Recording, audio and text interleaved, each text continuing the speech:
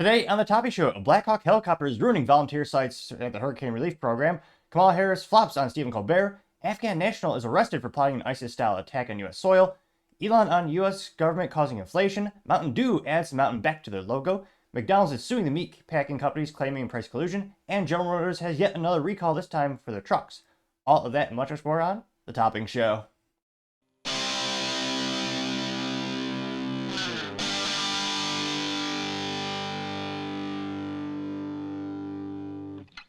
Thank you everyone for taking the time to tune in today. Today's episode of the Topping Show is proudly sponsored by Topping Technologies. Topping Technologies is an IT value-added reseller and services company with a special proficiency IT security. Heck, I see their founder at least twice a day. Gotta say he's quite handsome and brilliant.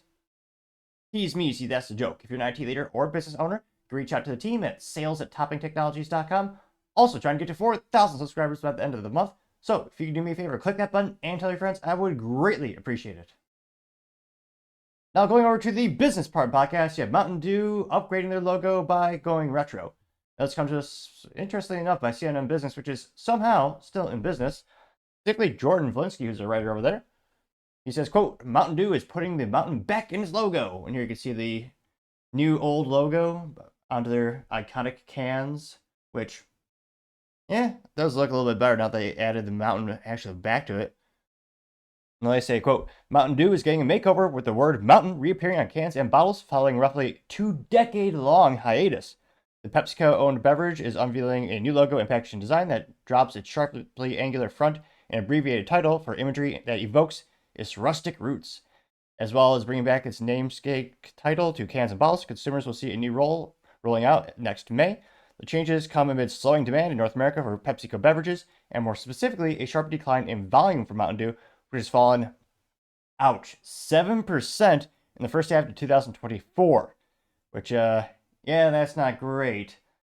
And it's also one of the easiest things to cut from the budget during the unprecedented economic and political uncertainty. No one needs high fructose corn syrup in a can with 11 herbs and spices of chemicals no one can pronounce. Now, they also say, quote, Mountain Dew appears to ready shake off the adrenaline rush that has defined the brand's marketing for almost 2 decades, when a key strategy was to market Dew like an energy drink to an energy drink crowd, unquote. That is according to a publisher of Beverage Digest, Duane Stanford. Oddly specific publication, but accurate. Now, they also say, tapping into nostalgia, the new logo marks the turn of the mountain, which was dropped in 2009, part of their rebrand of Pepsi's idea, which failed epically. Now, here you can see a kind of cool compilation. The first one in 1948. Yeah, the redesign 1969, 1996, 2005, which, I guess is kind of sad, but it is true. That's the kind of the real retro era. Then they have the 2009 era. Oh, the 2001 is oddly reminiscent of Call of Duty Modern Warfare 2 back in the day, I tell you what, on the Xbox 360. Simpler times back then. And here you can see the 2025 and beyond logo where, they actually did I appreciate that. So, in comically small font, they did also add the text saying established in 1948 in between the arches of the W in Mountain Dew. They also add a little river at the bottom of the mountain, so you see that in the new logo as well. And they definitely need to do something. And it's funny, this used to be considered more of an energy drink. Nowadays, if you look at how much caffeine they put in those things, it's considered quite anemic when you have, conglomerates like, Red Bull, which has a lot more. You also have Monster energy drinks, which that's owned mostly by Coca-Cola. And then, of course, you do have, Monster, Red Bull. Oh, what's the new one that's up and coming that everyone is going after? Oh, what is that? They all have the nice, funny, comically large warning labels that tell you not to consume the product if you're pregnant and or nursing. That's when you know it's a real hardcore product. If there's a health warning the size of a $50 on it, which, or silver dollar for those who are coin collectors. But, it still loses me. Ghost. Yes, that is a weird name for an energy drink, but they are growing exponentially. People are paying $3 to $4 for a can of those things. And, I'm not a fan of the carbonated energy drinks. It tasted okay. I tried one of those a couple months back. But you also had, this is part of the PepsiCo portfolio. For the first time ever, Dr. Pepper passed PepsiCo in sales. So, things are definitely not going great in Pepsi world. And granted, overall, their sales are still doing fantastic because they own Frito-Lay. So overall, the company's still doing fantastic. I wish, obviously, invested decades ago. Not financial advice, but geez Louise, overall, they're still doing quite well. Now, a couple years back, they did bring back a Mountain Dew that had real cane sugar, which tasted a lot better. In terms of diet sodas, I remember in high school, it was the closest diet soda that tasted similar to the real thing. Although, ironically and kind of hilarious, the real thing still had high fructose corn syrup, but I partially digress. So I know Mountain Dew, that was kind of the claim to fame when I was in high school. Like, that was the closest you can get while having a diet soda to get into the quote unquote real thing. But nowadays, and I mean, I usually stock the fridge because I have podcast interviewees, so I want to make sure they have some type of beverage they prefer. I've never ever had a single person ask, "Do you have Mountain Dew?" And I interview everyone from people earlier in the careers to more tenured, so I probably say 20s to 60s in terms of age demographics. Granted, regionally it's all in DFW, Texas, or some people call it Texas. So small sample size, admittingly, but yeah, it'll be interesting to see how much marketing helps in terms of the redesign and kind of kicking off the new brand next year when they start to actually put these labels on the bottles and the cases.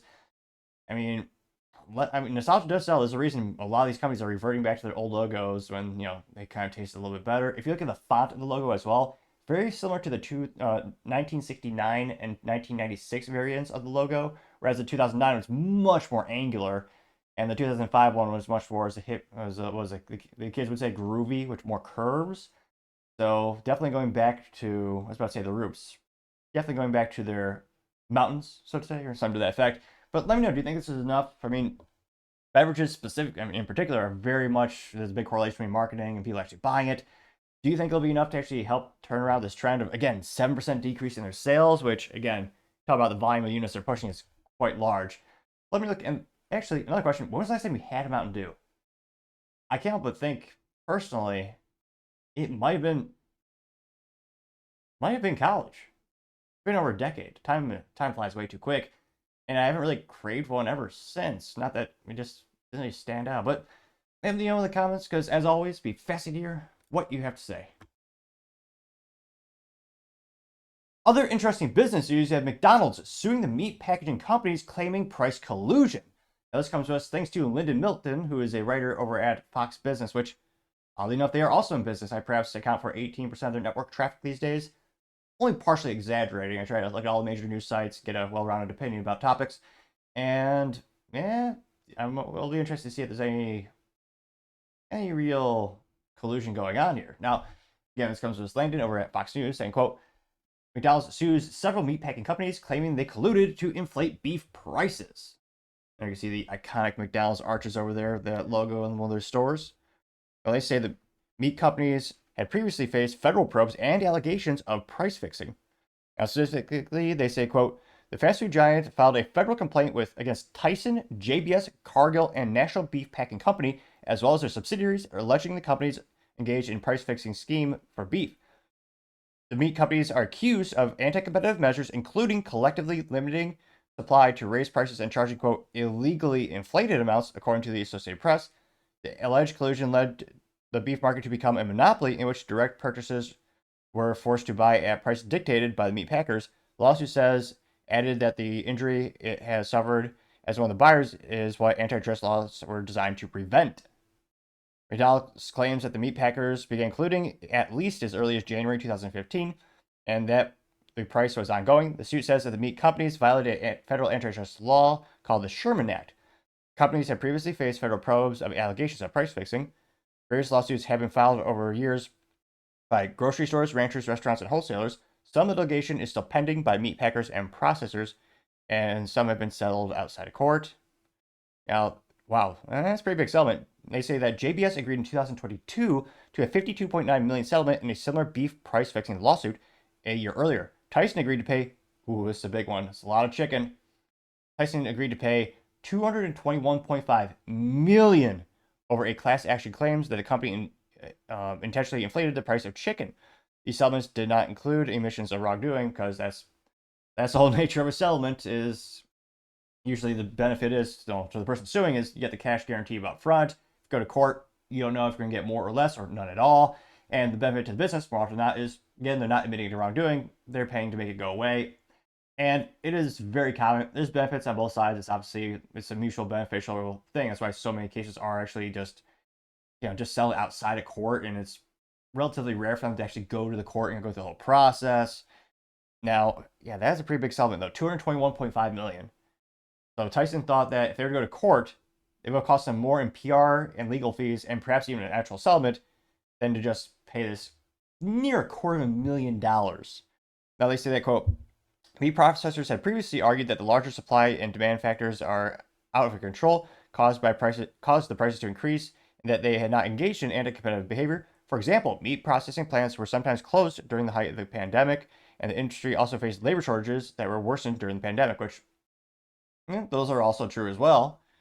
And a lot of people are forced to work from home, and you have, a lot more people are trying to eat healthier, go directly to meat manufacturers, trying to not eat out as much. Interesting enough, which kind of funny because again, so these meat processors sell indirect and direct to consumer, also to indirect with businesses. They say that, but the lawsuits are the latest one from McDonald's, citing increased profit margins during the alleged time of collusion, and argue that the overall concentration of the market helps facilitate collusion. McDonald's lawsuit says, quote, conspiracies are easier to organize and sustain only when a few firms hold a large control share of the market, unquote. Now they say that's a pretty big beef. Well, not just a cliche between the companies in terms of an argument, but in terms of the market share, that's pretty big. Now they note that, quote, data in recent years show that Tyson, JBS, Cargill, and the National Beef control more than 80% of the U.S. beef market combined. Now this is according to the lawsuit. Now, can't but think, there's also probably a couple other variables of why McDonald's prices are increasing. And it'd be interesting to see if this actually goes to court. Or if they just, like I previously said, is very common, if they just choose to settle. Now, McDonald's, I am sure their accountants are looking at every single line item. I'm sure they're even calculating if they can just cut 1 cent per, what you call the little portable shaky packets of salt and pepper. Because again, fast food is a rough industry to be in, unprecedented increases in cost. Also about labor, like the states of California, which thought it'd be a good idea to increase the minimum wage of fast food workers to $20 per hour, which subsequently lost about 10,000 jobs. But they got that new law, so they're happy. For about 18 minutes before, the people said, we deserve another minimum wage increase because it's causing inflation, which, you want to increase doing the thing that caused the thing that is your problem, but that's, you get what you vote for in California. Now, an issue with a lot of these fast food places is that there's not a lot of profit margin and the prices of everything is increasing, not just the labor, which again is a big contributing factor, but also all the components as well. Now, I'm not sure about the variable cost in terms of how much do the costs reduce, how much is the production cost increasing for the actual ranchers and the farmers, and let's see what the comments are. This is one of those fun articles where they actually do give us a little bit of feedback. Well, the first one comes from Sharpshooter 181, say, quote, you can't force employers to pay a double increase in minimum wage and double the cost of the shipping without causing a significant cost increase. Add Biden inflation to the equation, and here we are, getting 14 up likes and 0 down likes. Now, that is certainly true for the price to consumer. Now, McDonald's, again, they're suing because of the price of that beef patty. Why is that beef patty increasing in price? And, be interested, I don't think if every single manufacturer of the beef patties were selling it to McDonald's at the exact same price, or within like 1 or 2 percentage points, that'd be pretty, as the youth might say, sketch. But again, it's interesting to see. I don't know if they're going to have, the judges are going to have the meat processing plants open their books and kind of show like, well, hey, we had an increase of XYZ factors at our facilities, which is why we increased the price of patty. Maybe, perhaps the profit margin is consistent and they simply increased in that regard. It'll be interesting to see, but let me know. Do you think there'll actually be a successful lawsuit? And do you think anything can be done realistically at the end of the day to actually decrease the cost of fast food? It's just because, the whole value prompt of fast food is basically kaput. It used to be fast, convenient, and cheap, and it's still no longer any of those things. One of my friends, and he's got a relatively small family, he's got a wife and 2 kids. They went to, a fast food joint, and it cost them like over $50 for Wendy's, which is ridiculous. And also, you don't have to, can't forget, thanks to the ineptitudes of the Republicans and Democrats, you have record high inflation. So that's another variable of why fast food is increasing in price. But it's just so painful to eat out these days. I can't comprehend actually paying for that unless you're on a business meeting and you're paying for the customer. That's, to me, that's like that, or like maybe a date or something. That's the only time I could comprehend like actually paying for food at like a fast food or paying for a sit-down restaurant food. But let me know your thoughts in the comments, because as always, be fascinated to hear what you have to say. Going over to the Culture Prod podcast, you have a Blackhawk Helicopter ruining volunteer supply sites. Is FEMA sabotaging? This is very interesting. Now, we've had FEMA, I won't say drop the ball or crash like a Boeing airplane, but not doing great and getting a lot of bad PR, specifically when they're turning away supplies because they're not on the approved list of vendors, telling people they can't help just to send money, which who the hell knows where it actually goes at the end of the day. And now we may even have sabotage. Now, again, this is just a clip. We don't, we'll see what comes, at the end of the day. But this is brought to us thanks to End Wokeness on X, and he says, "quote." And actually, let me know in the comments. Do you call it X or do you call it Twitter? Or do you call it X Twitter? Is it finally at the point where you can all just call it X? Maybe a fun little poll. Let me know in the comments. Now, again, End Wokeness says, "quote." Another video of a volunteer supply zone getting totally ruined by a Blackhawk in Western North Carolina. WTF is going on?" And it's only about 18 seconds long, but you see here, got a big old Blackhawk helicopter. Perhaps the only cool things, to me, the coolest thing Sikorsky makes, which subsequently is bought by Lockheed Martin for a fun business trivia. And we got the helicopter hovering, and it starts to go down. So it's blowing away tents and supplies from this volunteer area. So it went down enough to destroy that area, cause havoc, and then it went right back up, and now it's flying away. Yeah. Now, again, in terms of what is a Sikorsky? What is a Blackhawk? Well, Lockheed Martin is the largest defense contractor on the planet, making pretty much the best gear on the planet for the military, made in America. And they bought out Sikorsky, which used to be one of the best helicopter manufacturers, bar none, making both helicopters for private news use, as well as they had the military contracts for the Blackhawk, the iconic helicopter. Now, in terms of civilian ownership of a Blackhawk helicopter, it was like many things. You can buy a tank if it's been demilitarized, or they basically remove the firing components, which shouldn't have to. It's unconstitutional. You should just be able to buy it outright. But I partially digress. Now, the odds of this being a private-owned Sikorsky Blackhawk, it's not zero, but it's so infinitesimally small. And I mean, again, I'm just pulling these numbers out of the air. Like, what is it? Like less than 1%? Like, how many people privately own a Sikorsky Blackhawk helicopter? And another thing that, as youth might say, is sus, which, I mean, why did it just went down just enough to blow things away and cause havoc, and then just proceeded to leave? It's really unusual. Again, these are marvels of engineering technology. I mean, for better or worse, the U.S. has the best logistics and in terms of the military knowledge and research development, in terms of just knowing where to put stuff. I mean, pretty much the best logistics on the planet, best technology on the planet. There's no way this helicopter just thought, "Oh, whoops, this is the wrong place. I'm not supposed to land here." Like, what are the odds of that? Like, less than 0.001%? So that's why, I mean, I just can't help but think, for sure, unusual behavior. And I can't wonder, is it sabotage? Because again, we've heard multiple times from FEMA, they only want you to send them money. If you're not an approved list of vendor, you're not supposed to send them any materials. The government is actually discouraging citizens to actually go there and help out or volunteer. It's which is also no big red flag in terms of the government. So that's why I'm personally a little bit suspicious in terms of who is actually ordering this helicopter around. And again, it was so intentional. It went down just enough, then all the things blew away, and then it left. Like, it didn't even attempt to land. It's very suspicious behavior. And it went pretty well. Again, maybe this will be debunked by the time I'm uploaded it. Who knows what it really is? Maybe but they do say yesterday's conspiracy theories is today's reality, or as Alex Jones might say, "Oh, this helicopter's gonna come on the FEMA. You don't want the volunteers, I'll tell you what." Which it's probably the worst Alex Jones attempt of his accent you've heard all year. But the attempt was nevertheless made. Now, this got 9.2 million views as well as 56,000 likes. And let's see some of the top comments here. The first one comes from Amu saying, "Do we know who is operating these Blackhawks? If we know the place and time, we can use flight tracking software." Getting 3.9 thousand likes. Gunther Eagleman says, quote, "I imagine at the direct orders of Kamala Harris and Mayorkas," getting 2.3 thousand likes, which Mayorkas was, he was actually busy shopping for fancy clothes. Which, first of all, men don't do. I think men buy clothes once every decade, approximately. And yet, during the time where you're supposed to be doing your job, Mayorkas is out shopping for fancy clothes. Granted, it's the public sector, so he won't be held accountable or fired or reprimanded in any way, but also kind of highlights the ineptitudes of the public sector.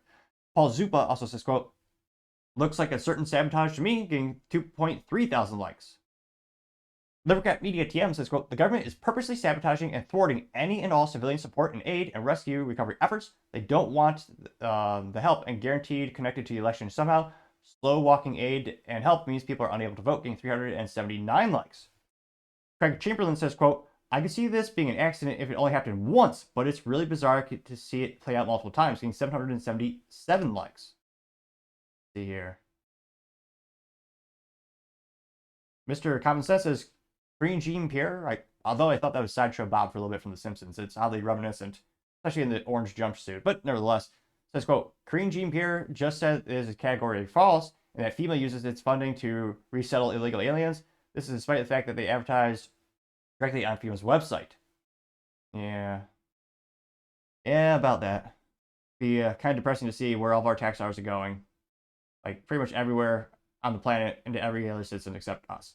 I got 1.6 thousand likes. Crazy Moments also says, why did an unmarked Blackhawk rotor wash a supply drop off in western North Carolina? Really? They did it again? All right. So this is a Blackhawk flying. It says, we had a meeting with all parties involved at this site and established it as a no-fly zone, no drop zone, zone hours before, and had sent crews resupply in another area. This was not one of our helos. Let's see. Oh, loud obnoxious music. So it says they flew in and hovered around for a little bit, looking like they wanted to land despite our signals telling them did not land. They then dipped down and performed a rotor wash, which is deemed deliberate, then flew off, destroying a lot of staging area and harming people directly below them. In the staging area, I was conducting a canine security sweep across the parking lot. They say they could clearly see the supply setup, blue tents, etc., and see this was not a landing zone. They also say 40 minutes prior to this, 2 unmarked black SUVs running blue lights rolled in, circled around immediately left. They were not local law enforcement and were not affiliated with it. Who are they and why do they do this?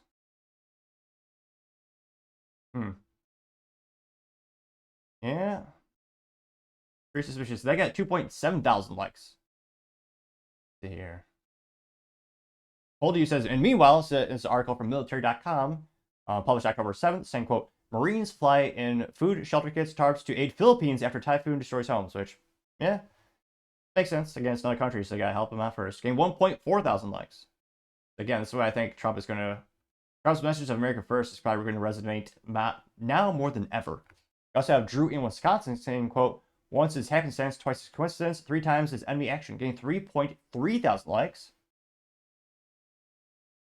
Angry Elephant says, quote, wow, this is completely damn footage. It's not a landable zone. That's on purpose. FEMA is a government-run mafia. Getting 4.2 thousand likes, which, I mean, the mafia actually, technically, if you store paid a mafia for protection, they were technically getting a good and or service, which was rendered. So maybe it's not out of the realm of possibilities to argue the mob was actually had more integrity. The bar is certainly that low. So it'll be interesting to see. And we'll do one more. You have David Sullivan, prosecute Fauci pronouns, saying the government does more harm than good. You have a picture of someone drowning underwater with their hand, holding out for help. And then the top hand trying to pull it out is the US government. And the hand is illegal immigrants. The government's going after to help it. Then the other hand, in the other picture, is US taxpayers. And the US government hand, instead of helping, is flipping it off.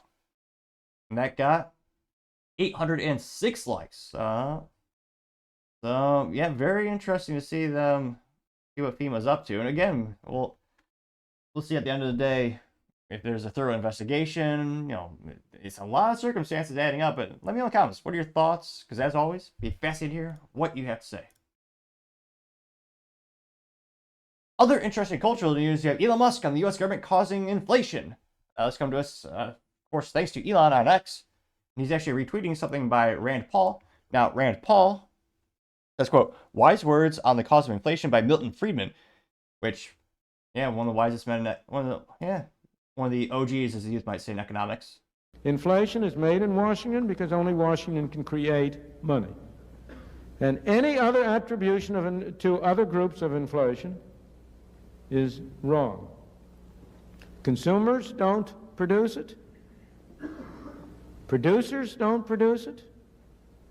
The trade unions don't produce it. Foreign sheiks don't produce it. Oil imports don't produce it.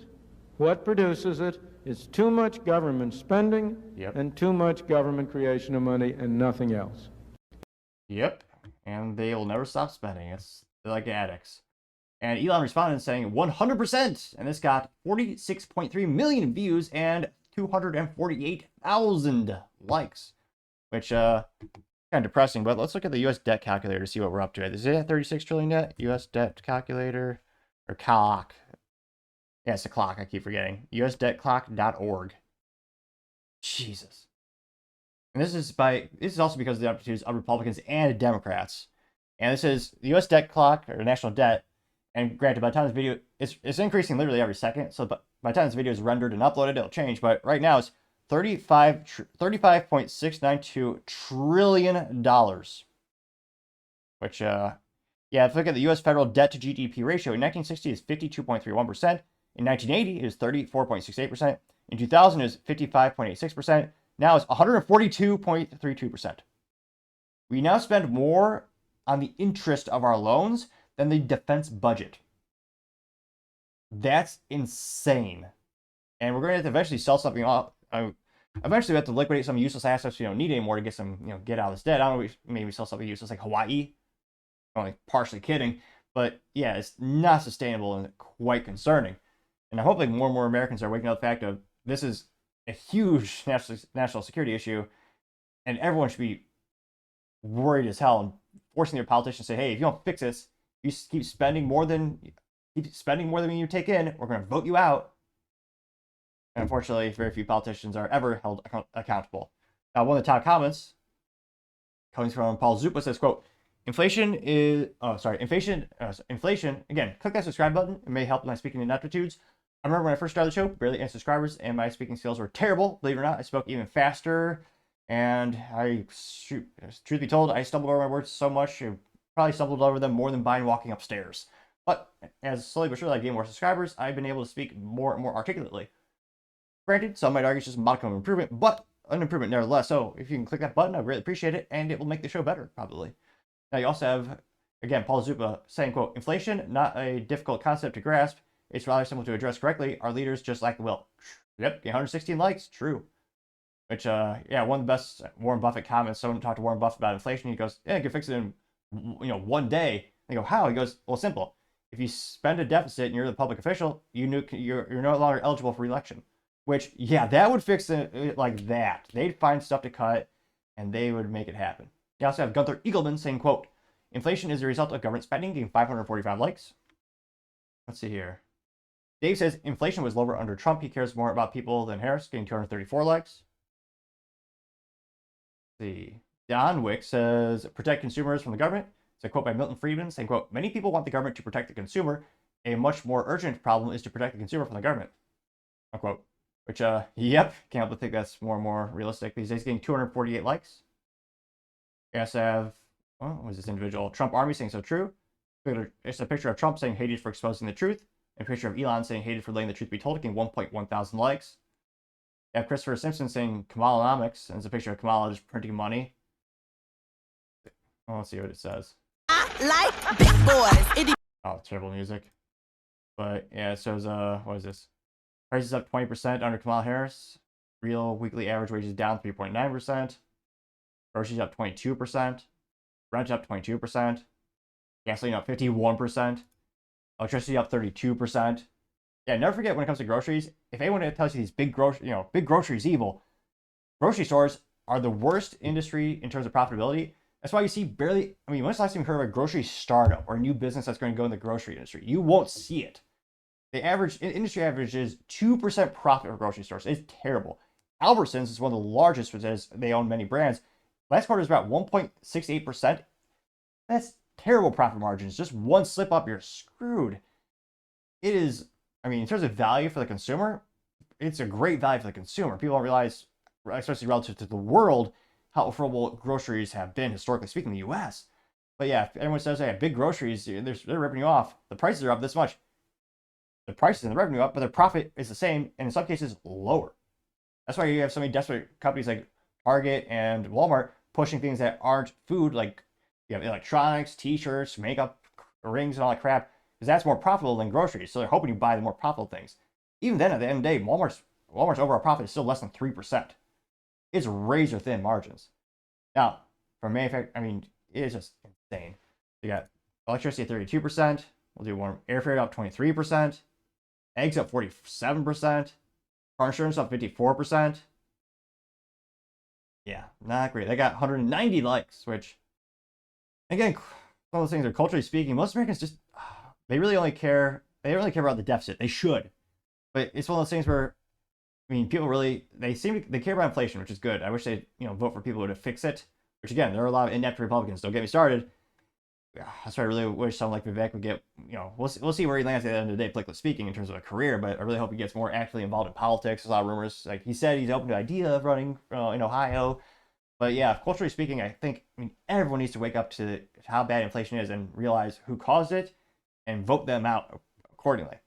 And let me look, I mean, it is becoming more and more of a topic around the water cooler, so to say, even though, granted, I work from home, but it is becoming more and more part of the cultural lexicon, is talking about inflation. And I hope more people, come together and say, hey, we need to tackle this crap. We need to, set that politics aside, get rid of the politicians who are having these policies that are causing inflation, get some new folks in the room, get some new blood, and try something different. But let me know in the comments, is this something you're hearing more and more about at the water cooler? Do you think it'll be a, one of the biggest topics for the election? Let me know, because as always, be fascinated to hear what you have to say. Now, going over to the political part of the podcast, you have Kamala Harris flopping on Steven Colbert, which, yeah, when you flop on like the biggest softballs on the planet, you probably not good for your political career. Now, this comes to us thanks to End Wokeness on the good old X. He says, quote, Colbert just asked Kamala if she would do anything differently than Biden. She gives no answer and then serves 60 meaningless seconds of word salad, which, yeah, in terms of shooting yourself in the foot, politically speaking, it's almost unfathomable being this bad. Like, Biden had his ineptitudes, obviously, and he had some terrible policies. He did have, he had a couple. I will always give him credit for not being a gun grabber in terms of during the 2020 primary when he was going up against Kamala. Well, they said, would you ban AR-15s and what would you do? And Kamala said, oh, yeah, if the Congress did do anything in 100 days, I'll pass an executive order, just ban them all. And to Biden's credit, he said, you can't do this. It's unconstitutional. You have a process. But Kamala's like, she gave a cliche platitude. She's like, you should stop saying about, what we can't, and say, yes, we can. And more on sheep clap for her. Although it still wasn't enough for her to really gain any traction in the 2020 primary, but partially digress. Now, again, this is over Stephen Colbert. Let's see if she has her cliche, Volkswagen-sized earrings on, too. Of course. Polling shows that a lot of people, especially independent voters, really want this to be a change election, and that they tend to break for you in terms of thinking about change. You are a member of the President administration. Under a Harris administration, what would the major changes be, and what would stay the same? Sure. Well, I mean, I'm obviously not Joe Biden. I noticed. And so that would be one change in terms of. But also, I think it's important to say with, 28 days to go, I'm not Donald Trump. And so when we think about the significance of what this next generation of leadership looks like, were I to be elected president, it is about, frankly, I love the American people, and I believe in our country. I love that it is our character and nature to be an ambitious people. We have aspirations, we have dreams, we have incredible work ethic, and I just believe that we can create and build upon the success we've achieved in a way that we continue to grow opportunity, and in that way grow the strength of our nation. And the sheep still clapped for her. She just said nothing. And yes, she does have her Volkswagen size earrings that some people say maybe is a microphone for her. We'll see if that theory ever comes to fruition. But he gave her the biggest softball of all time. All she had to do was say, thanks for this question, Stephen. Here's 3 things I'm going to do better and different than Biden. Here's policy A, here's policy B, here's policy C, here's policy D. This is how they're going to fix the Americans' top 3 things they care about in this upcoming election. That's the biggest softball of all time.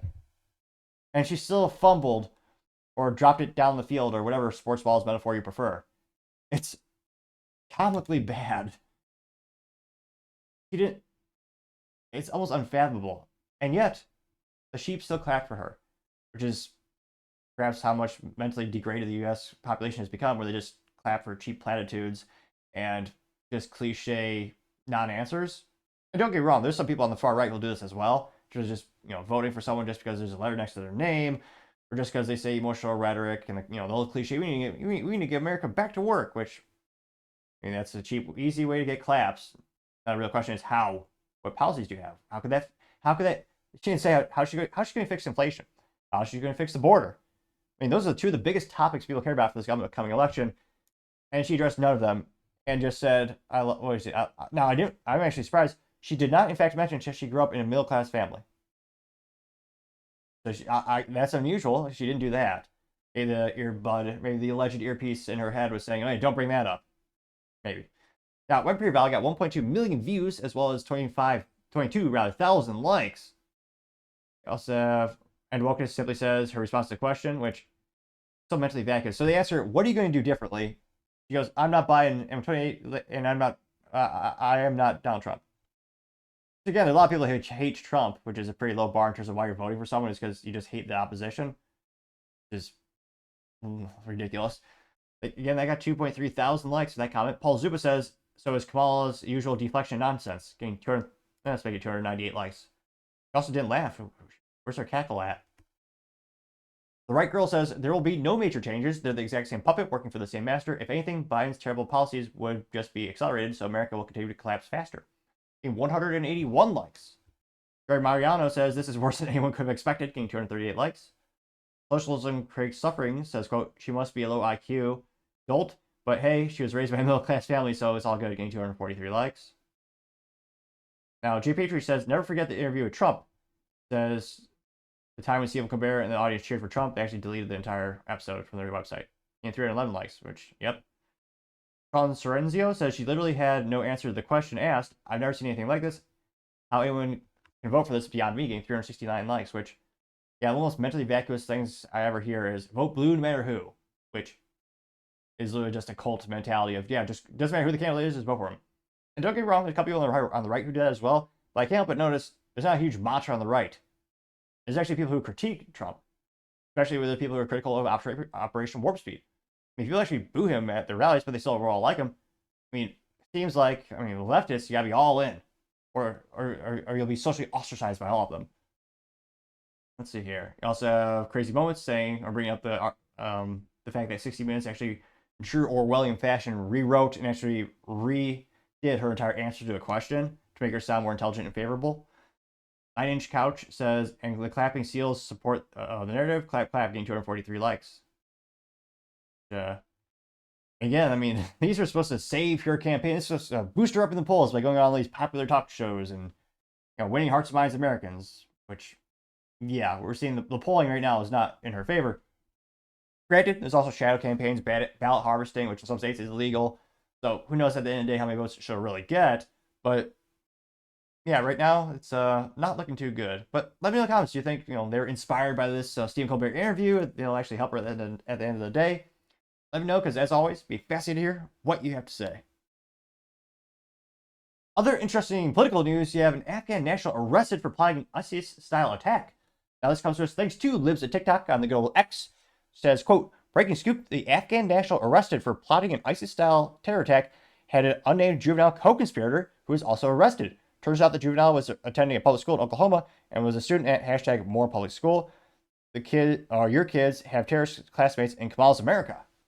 And it's actually straight from CNN Politics, a screenshot here, in which they say, quote, partnering with an unnamed juvenile Tawhidi?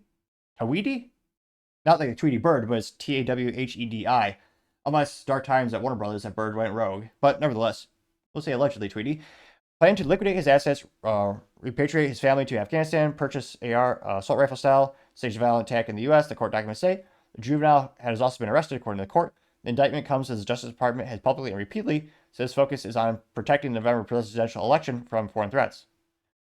Which looks like his alleged plot, which prosecutors say he aimed at targeting large gatherings of people, was foiled less than a month before voters head to the polls. The real article is the government actually stopped a terror attack. That's pretty interesting and rare. Wonder why. That's very unusual. Or do they just, kind of the cliche PR is, they push these people to do things and they stop it, then they say, oh yeah, look how good I am. One of my favorite metaphors about the government is, government is really good at walking up to you and breaking your leg, then giving you a crutch and saying, hey, look, I can help you walk. I'm good. Oddly, funny how true that metaphor is throughout my life. Nevertheless, this went pretty viral, got 1.1 million views as well as 10,000 likes. Now, Democrat Media TM says, remind you of someone else, you know who I am. There you have some folks talking to people at the border, getting 420 likes.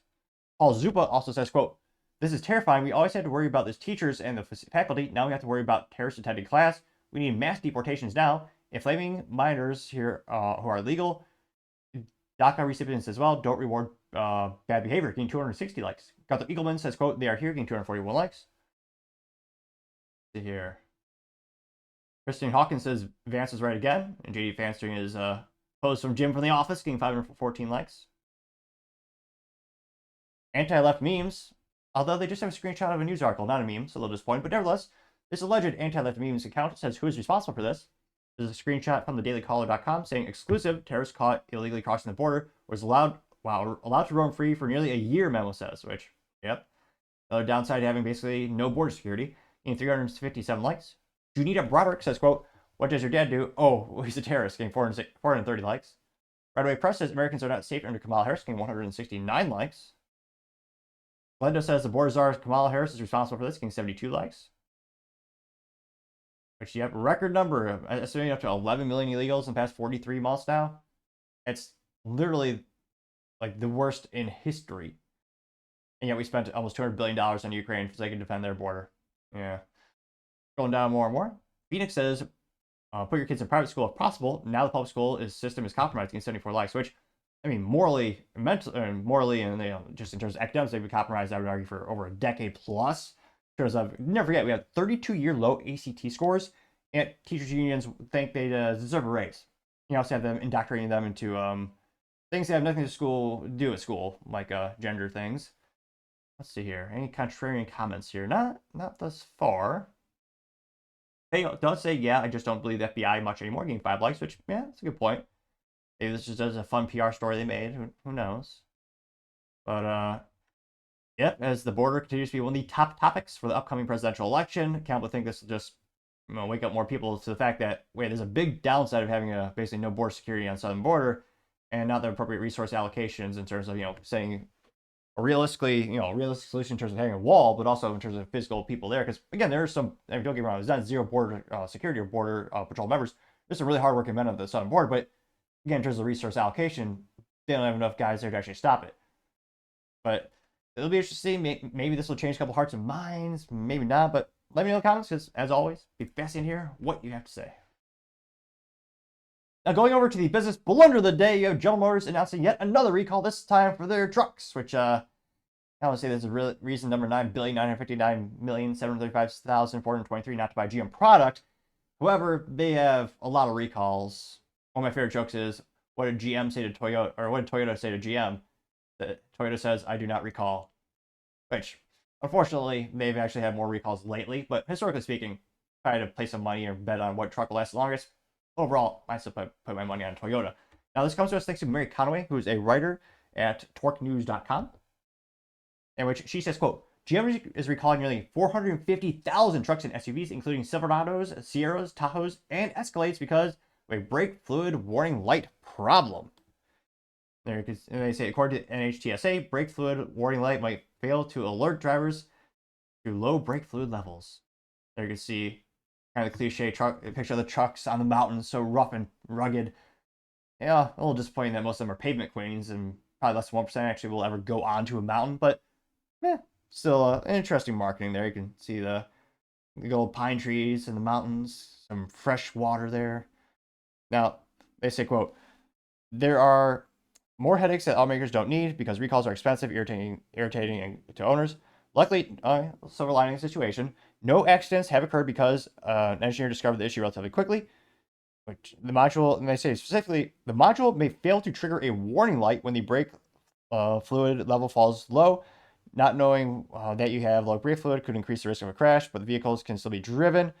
According to the file report with the National Highway Traffic Safety Administration, the recall involves 2023 Chevrolet Silverado 1500 and its clone, the GMC Sierra 1500 pickups.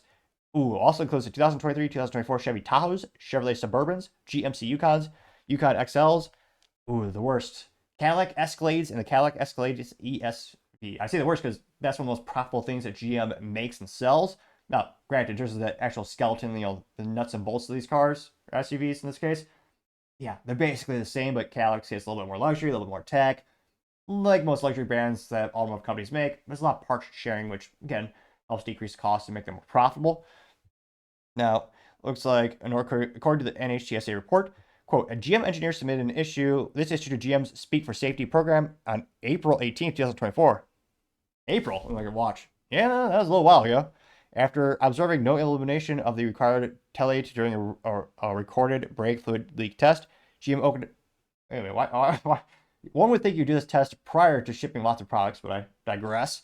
They say, quote, the investigation found that a mismatch in the EBCM, the electronic brake control module, software, and the EBCM calibration released the vehicle at the assembly plant causes the system to fail to detect and notify of a brake fluid leak when required by FMVSS number 135.